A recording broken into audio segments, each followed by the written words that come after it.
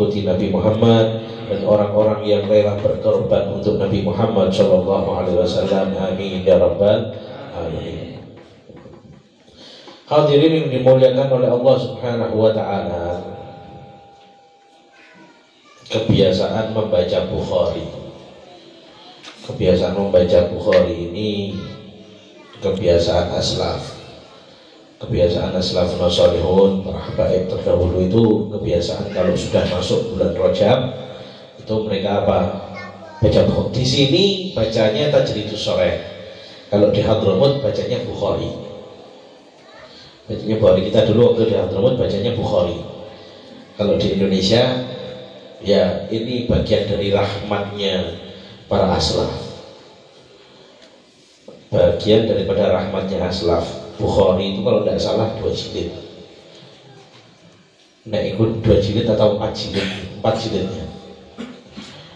Bukhari itu 4 jilid. Nek wong Indonesia dikon maca petang jilid. Dikai waktu di sini khataman akhir bulan.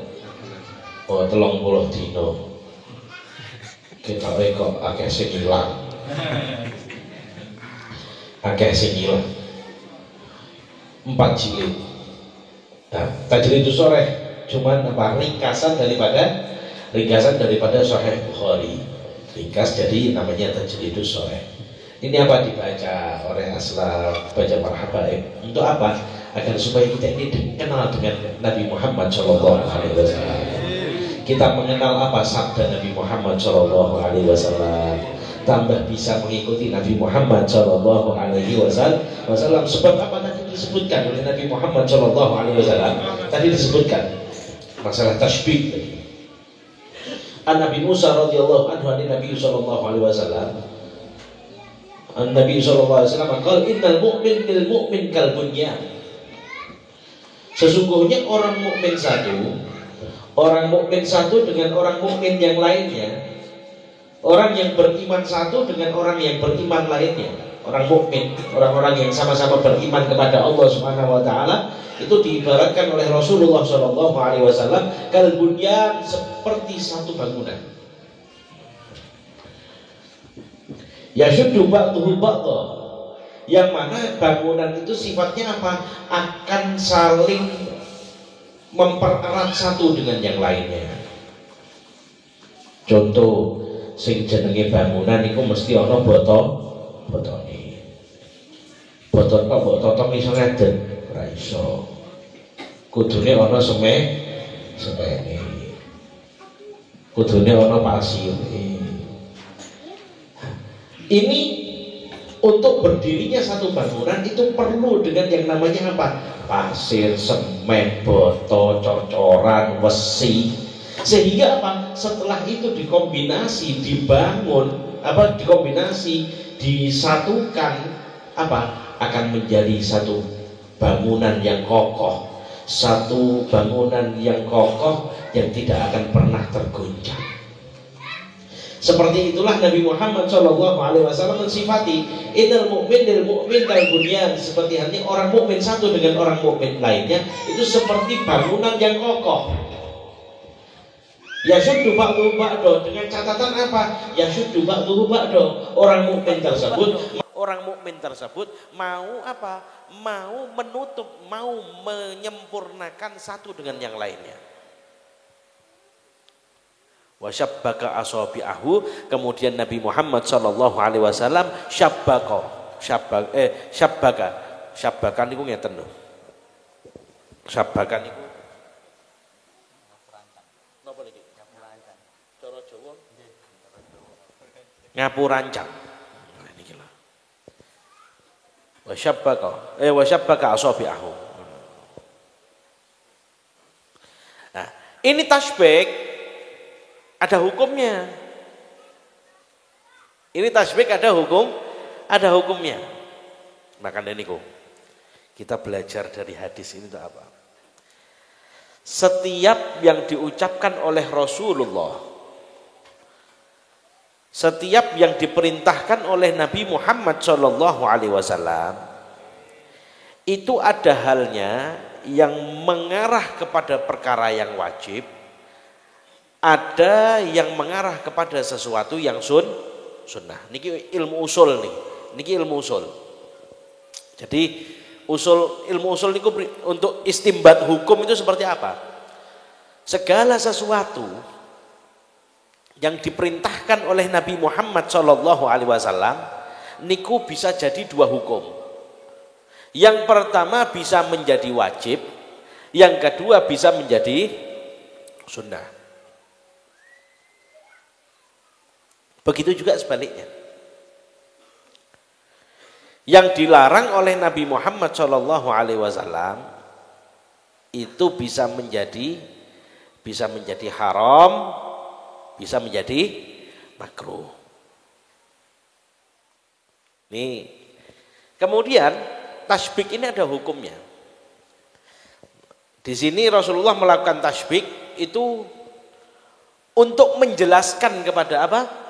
Untuk menjelaskan kepada si pendengar, kepada Abi Musa radhiyallahu anhu ini, kepada si pendengar sahabat Nabi Muhammad SAW untuk mendengar biar paham.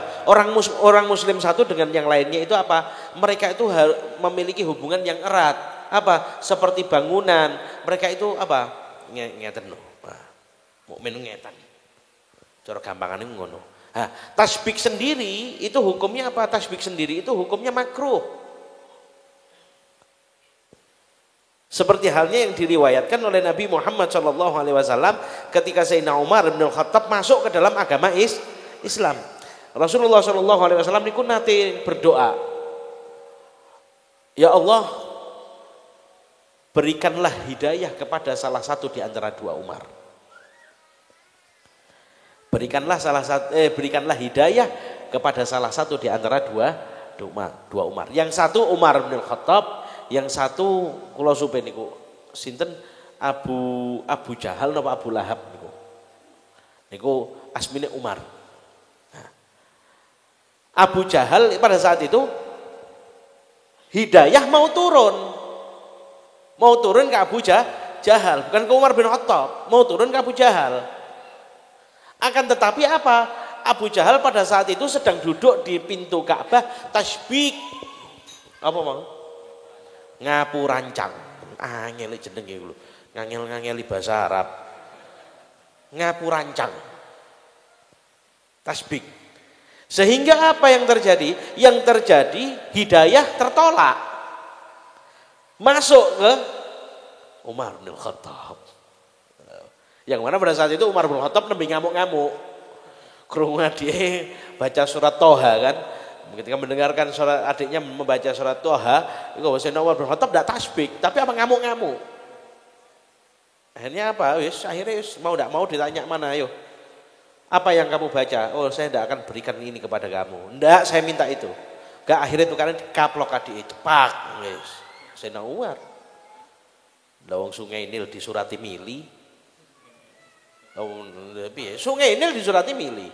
Sayyidina Umar siapa? Akhirnya apa? Dibawa, akhirnya ditanya di mana Rasulullah. Dipaksa akhirnya pada saat itu Rasulullah SAW ada di rumahnya Arqam bin Abi Arqam gitu. Di situ ada pamannya Sayyidina Hamzah, ada Rasulullah SAW. Ketika Sayyidina Umar bin Khattab sampai sana, digedor pintu. Aina Muhammad? Iki Sayyidina Hamzah wis krungu, Umar golek masalah. Maka apa? Sayyidina Hamzah mengatakan kepada Nabi Muhammad SAW, ya Rasulullah, masuklah. Nah, antum ini masuklah engkau. Kenapa? Seandainya kalau dia memiliki niat jelek, biar saya yang tebas lehernya. Ini masalahnya pendekar ketemu pendekar. Kalau terjadi apa-apa, biar saya dulu yang bunuh dia. Ini apa? Dia dibuka. Ditanya, di mana Rasulullah? Ada perlu apa? Saya masuk Islam. Kaget nih. Nah, akhirnya apa? Di situ Islam sudah mulai berani terang-terangan. Dengan apa? Dengan masuknya dua apa ya, dua sosok yang sangat luar biasa daripada orang Quraisy, yaitu Sayyidina Umar bin Khattab dan Sayyidina Hamzah. Nah, bisa hidayah itu bisa sampai pada Sayyidina Umar bin Khattab karena apa? Tidak tasbih, tidak ngapu rancang. Nah, dari situ ditetapkan bahwasannya apa? Yang namanya ngapu rancang. Kayak Madura. Jeneng kita kok sapa sih? Jadi akhirnya apa, di situ keluar hukum bahwasannya hukumnya ngapu rancang itu apa? Makruh, sebab apa? Bisa menolak atau menghambat datangnya kebaikan dari Allah Subhanahu wa taala. Nah, kan niku nek lenggah niku ampun ngeten. Nah, ini jangan kalau duduk jangan gitu, jangan tasbih. Nah, ini harus dipraktekkan ini. Al-mu'min lil mu'min kal bunyan ini harus terjadi. Orang mukmin sama orang mukmin yang lainnya itu apa? Harus bersatu. Yakni apa? Rasulullah SAW itu sudah mensifat orang mukmin itu harus sebenarnya kuat. Sebenarnya kuat. Tuh. Perang Badar niku pasukannya orang mukmin cuma 313. Musuhnya pinten? Berapa? Ayo. Hah? Ribuan. Oh, bukan ribuan, puluhan ribu. 313. Kalau satu orang 100 orang. Berapa? Ribuan, 30.000 lebih. Menang. Piye? Tapi kalau mau bersatu. Kalau tidak mau bersatu, nah ini yang bahaya. Kalau umat Islam sudah tidak mau bersatu, ya ini yang bahaya. Ciri umat Islam yang mau bersatu itu gimana? Gampang, lihat bagaimana masjidnya. Maksudnya dideloki masjid iku ora apik apa ora, mboten. Nek zaman saiki ora ana masjid elek, maksud ning jero desa ku lho masjid apik-apik. Kadang-kadang dienggo lomba, masjid dienggo lomba.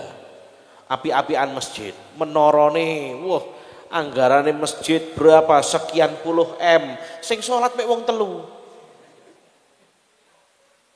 Ndak ada kemakmuran, ndak ada ittihad, ndak ada persatuan di antara umat muslim. Sebabnya napa? Sebabnya ijeh nganggo egoise. Kita ini muslimnya kita ini masih disebut muslim KTP. Sebab apa? Kita ini beribadah kepada Allah tidak ikrar bahwasannya kita 100% butuh Allah. Kita ini tidak 100% butuh Allah. Bagaimana bisa begitu? Iya, ketok. Kalau coba kita lihat,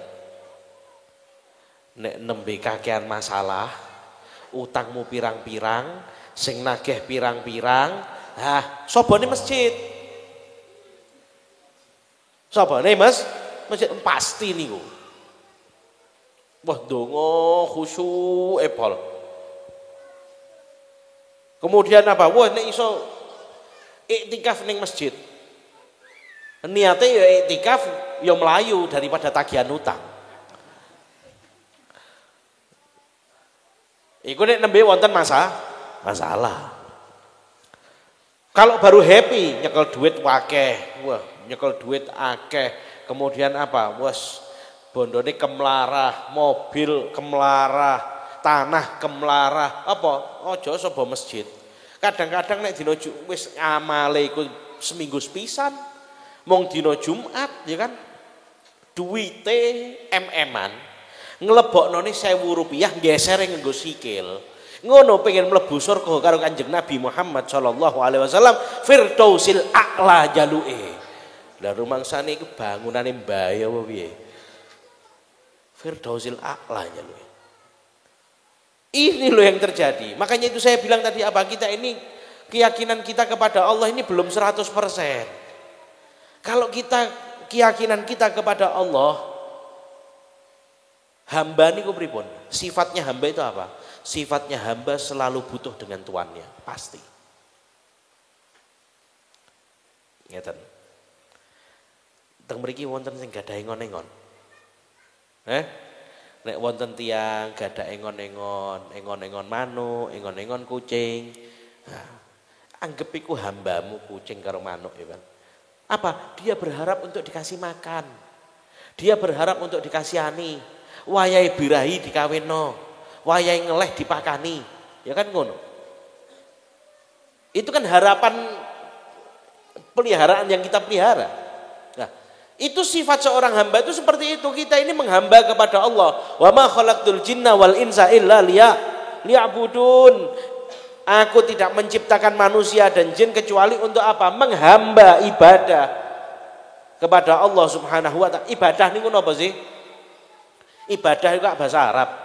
Bahasa Indonesia ini napa? Ibadah niku menghambakan diri kepada Allah Subhanahu wa taala. Menghambakan diri pripun? Menghambakan diri yang totalitas.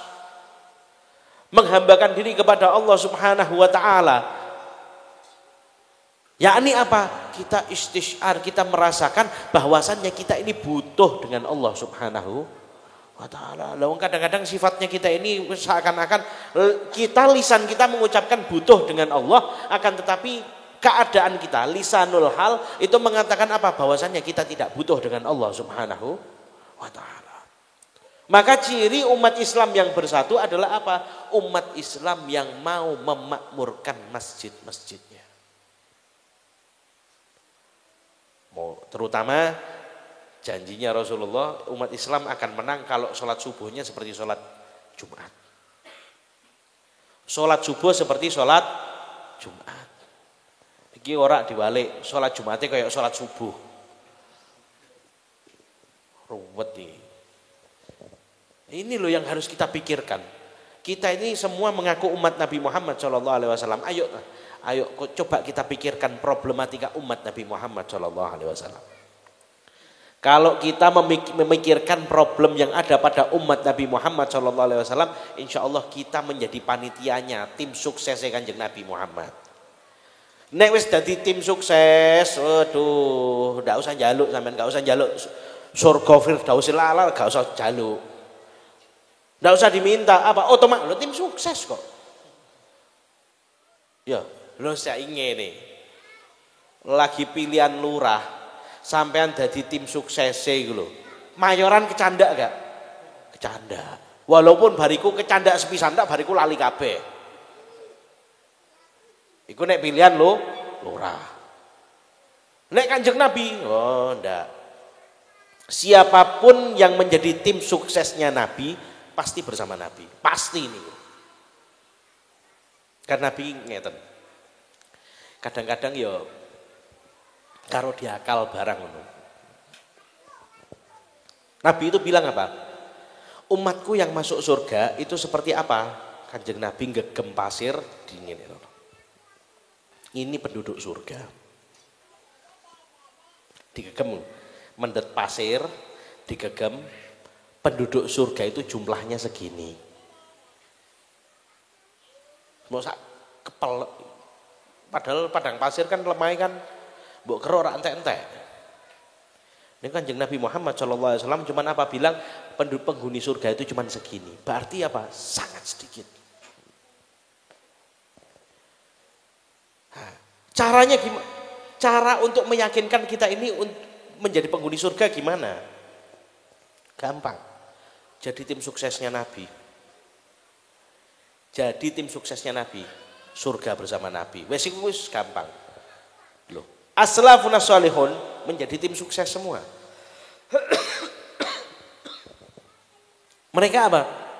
Mereka semuanya tindak gerak-geriknya, langkahnya, akwalnya, afalnya sesuai dengan ajaran Nabi Muhammad Shallallahu Alaihi Wasallam, sehingga tidak ada orang yang melihat mereka melainkan melihat Nabi Muhammad Shallallahu Alaihi Wasallam.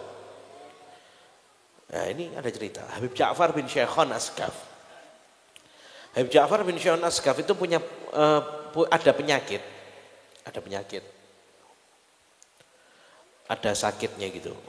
Ada sakit semacam apa gitu, semacam tumor atau pernah sakit apa. Yang mengharuskan beliau itu apa? Harus dioperasi. Yang mana pada saat itu Habib Ja'far bin Syahon Asgaf dioperasi di Bondowoso. Ditangani oleh 6 dokter. 6 dokter ini ada yang dari Jerman, ada yang dari Perancis, ada pokoknya dokter-dokter luar. Wah, semuanya Kristen. Semuanya non muslim. Dokternya. Begitu mau dibius tidak mau. Mau dibius operasi, mau dibius tidak mau. Sudah operasi saja. Apa? Beliau deres Al-Quran. Deres Al-Quran. Sampai operasi selesai ditanya, sudah. Loh benar sudah. Ya, tak kerasa. Akhirnya si dokter dicari ini keluarganya ini. Keluarganya Habib Ja'far ini dicari. Tinggal di Pasuruan, di Parani tinggal di Pasuruan. Setelah di Pasuruan ditanya, saya mau tanya, pasien yang saya tangani ini keturunan Isa Al-Masih katanya gitu. Ini keturunan Isa Al-Masih, kan bingung keluarga, lu ada apa? Enggak, sebab apa? Darah yang waktu saya ngoperasi, itu darah yang keluar itu mengeluarkan bau yang sangat harum. Dijawab oleh muridnya, bukan keturunan Isa Al-Masih, melainkan itu keturunan daripada keluarga Nabi Muhammad sallallahu alaihi wasallam, keturunan Nabi Muhammad sallallahu alaihi wasallam. Apa? Habib Ja'far sembuh fa aslama ala yadil Habib. Apa? Masuk Islam di tangan Habib Ja'far bin Syahon Asgaf. Syuf, kita ceramah keringetan. Ceramah keringetan, ya kan? Kadang-kadang jadi arani sesat. Ora ana sing mlebu Islam, ora ana sing mlebu ning atine wong. Nggih napa nggih? Ndak ada yang masuk ke hatinya orang. Kita ceramah ini jam, kalau boleh dibilang awake dhewe ceramah ping pira? Kita duduk di majelis ini berapa kali? Wonge ajek, gak ana tambahan orang baru. Pemain baru ndak ada. Wonge ajek iki wae. Pemain baru belum ada. Iki ceramahe qala Rasul, qala Allah Ta'ala, qala aslafuna sholihun wis kabeh. Habib Ja'far wala qala wala syi. Ndak ngomong apa-apa. Cuma nomor ndak maca Quran. Yakni apa? Orang yang dekat dengan mereka menjadi apa? Asbabun nuzulil hidayah. Orang yang duduk bersama mereka itu menjadi penyebab turunnya hidayah. Dokter kita apa kenal? Gak kenal. Karena dekat dengan mereka, akhirnya menjadi apa? Menjadi penyebab turunnya hidayah dari Allah Subhanahu wa Ta'ala. Nah, mereka itu siapa? Mereka itu tim suksesnya Nabi Muhammad Shallallahu Alaihi Wasallam. Maka niku awake dhewe dikontabarukan kalih aulia, disuruh dekat dengan para solihin. Tujuannya itu apa? Agar supaya kita ini berhasil menjadi orang seperti mereka. Kan? Jidnya Habib Salim Asyadiri, Habib Umar Asyadiri, Habib Abdullah, abahnya Habib Salim Asyadiri, niku alime luar biasa. Terbukti dengan apa? Habib Hasan kayak piye? Habib Hasan Asyadiri kayak apa? Habib Salim mendapatkan julukan apa? Sultanul Ulama, rajanya para ulama. Raja lho iki.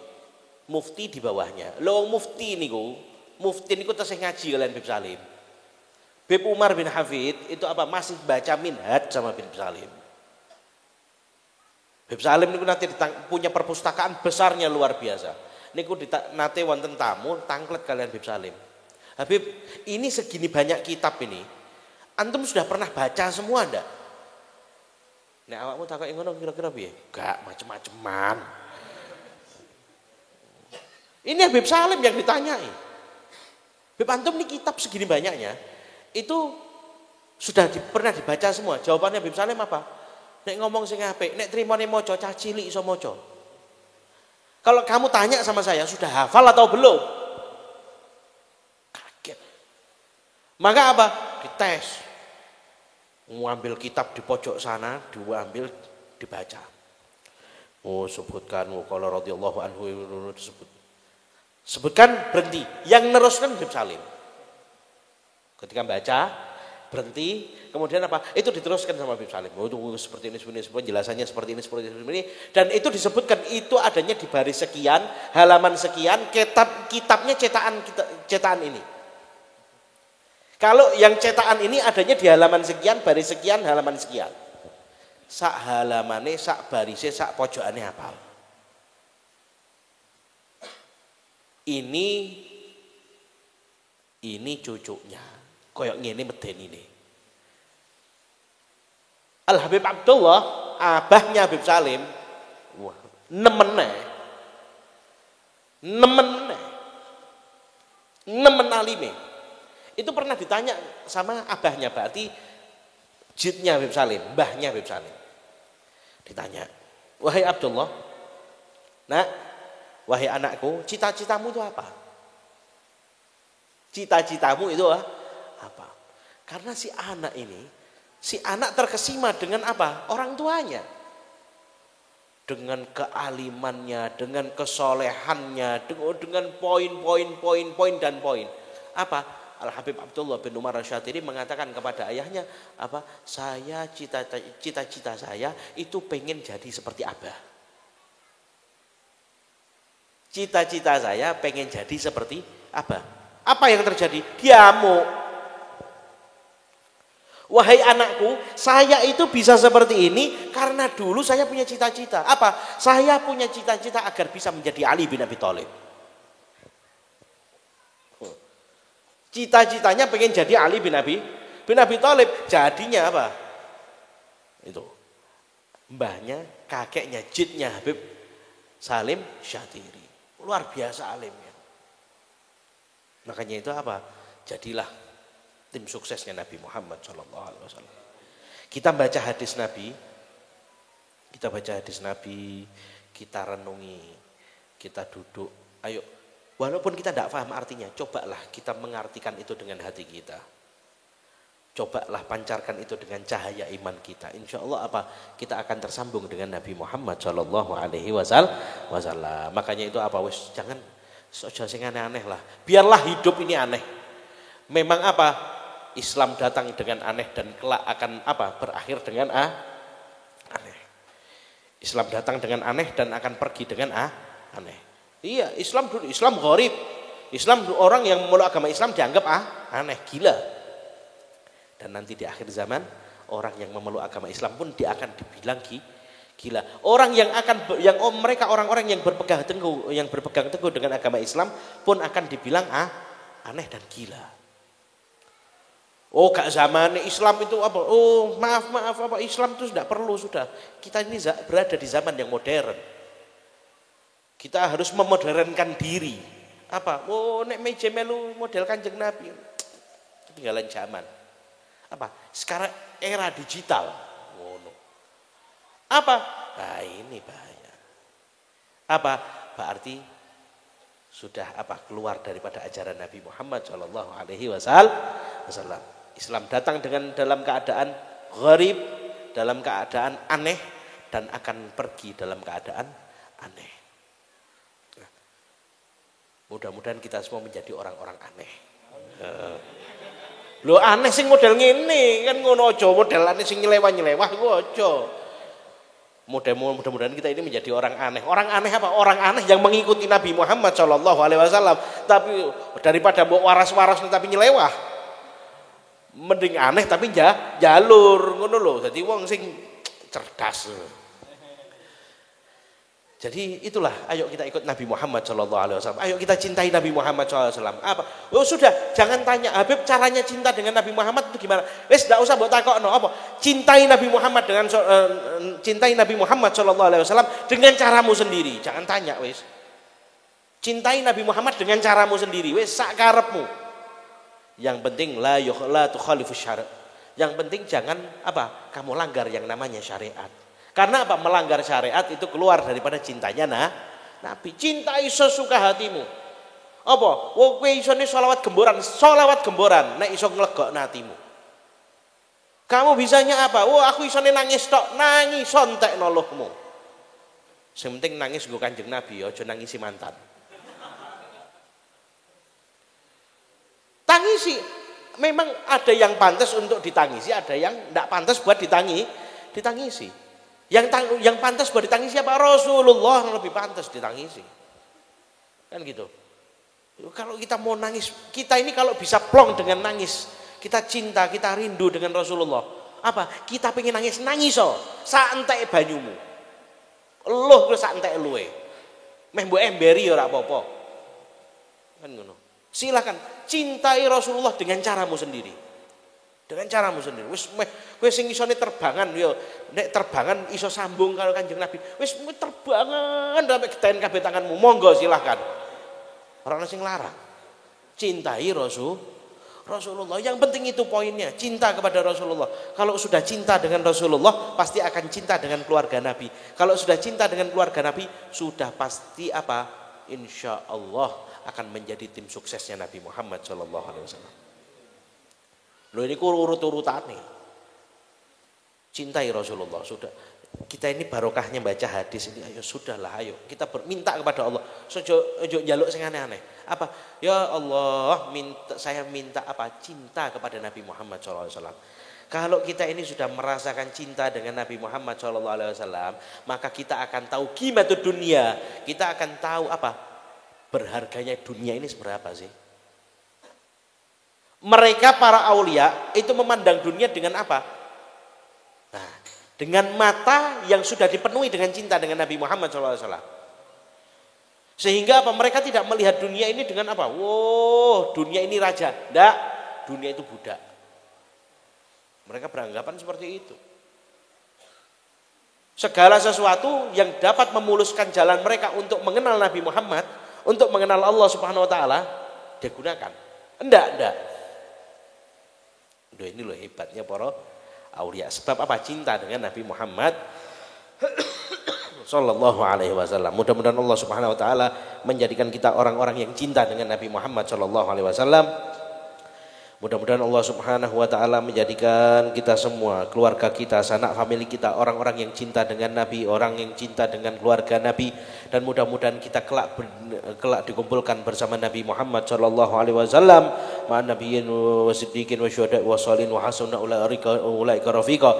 Dan mudah-mudahan Allah Subhanahu Wa Taala menumbuhkan di dalam hati kita rasa rindu dengan Nabi Muhammad Sallallahu Alaihi Wasallam.